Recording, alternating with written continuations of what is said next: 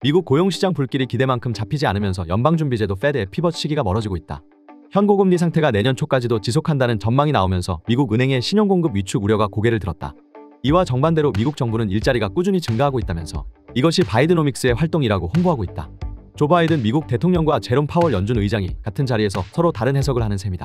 지난달 우리 경제는 20만 개 이상의 일자리를 늘렸고 제가 취임한 이후 총 1320만 개 일자리를 창출했다. 7일 현지 시각 바이든 대통령이 미국 노동부의 지난달 비농업 신규 고용 결과를 보고서와 관련해 바이드노믹스를 또다시 거론했다.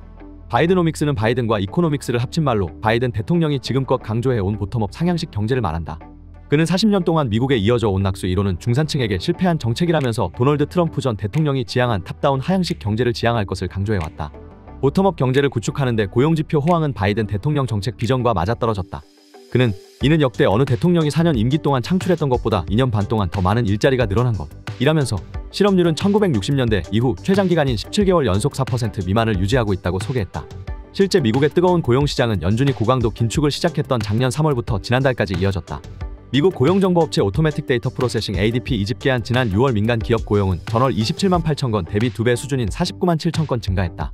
또 연준이 통화정책 결정에 참고하는 6월 비농업 신규 고용은 20만 9천 개 증가로 전망치 24만 개보다는 하회했지만 결정적으로 임금 상승세가 꺾이지 않았다. 6월 시간당 평균 임금은 전월 대비 0.4% 증가해 1년 전 대비 4.4% 상승률을 나타냈다. 임금 상승세는 인플레이션 상승의 주요 동인이다. 이에 따라 연준의 고금리 장기화는 당분간은 이어질 것으로 보인다.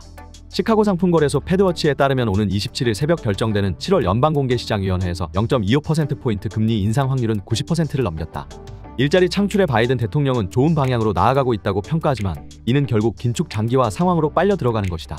고금리 장기화는 은행의 신용공급 위축을 불러온다. 지난 3월 실리콘밸리은행 SVB 파산을 시작으로 글로벌 은행이 유동성 위기에 직면했다. 이후 은행권 불안은 진정됐지만 긴축 장기화 조짐은 또 다른 은행 사태를 일으킬 수 있다. 황원정 국제금융센터 책임연구원은 고금리 취약 부분의 위기 가능성 보고서를 통해 상업용 부동산과 저신용 기업부채, 비은행 금융기관 NBFI, 신흥국 외화부채 등 고금리에 취약한 부문에서 위기 가능성이 확대될 수 있다고 예측했다. 미국의 상업용 부동산 공실률은 지난 1분기 기준 18.6% 상승했다. 고금리의 부동산 가치가 하락하면서다.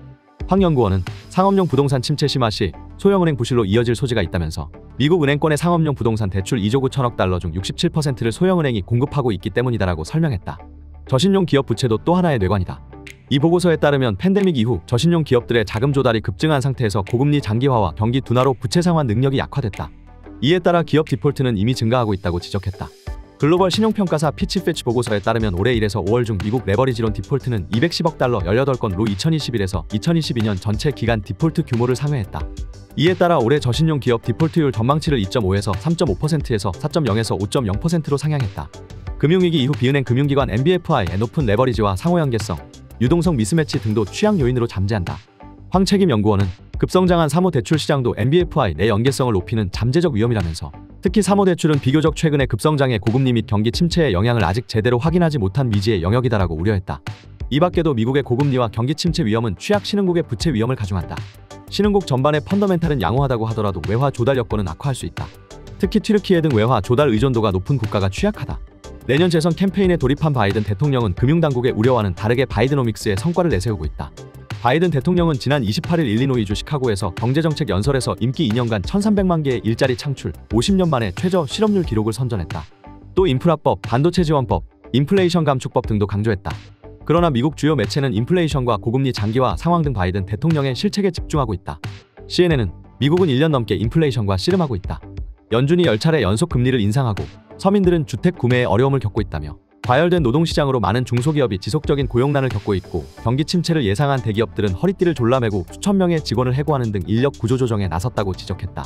또 월스트리트저널 WSJ는 인플레이션이 완화되지 않으면 연준은 금리를 더 인상하고 경제를 침체에 몰아넣을 것이고 바이든 대통령의 지지율에 도움이 되지 않을 것이라면서 입법이 유권자에 미치는 영향은 적고 점진적이지만 인플레이션과 실업의 영향은 크고 즉각적이라고 강조했다.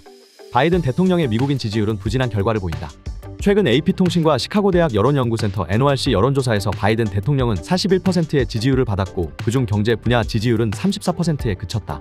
여론조사 업체 모닝컨설트의 최근 조사에서 바이든 대통령은 트럼프 전 대통령과의 양자 대결에서 오차범위 바뀐 3%포인트 뒤지는 것으로 나타났다.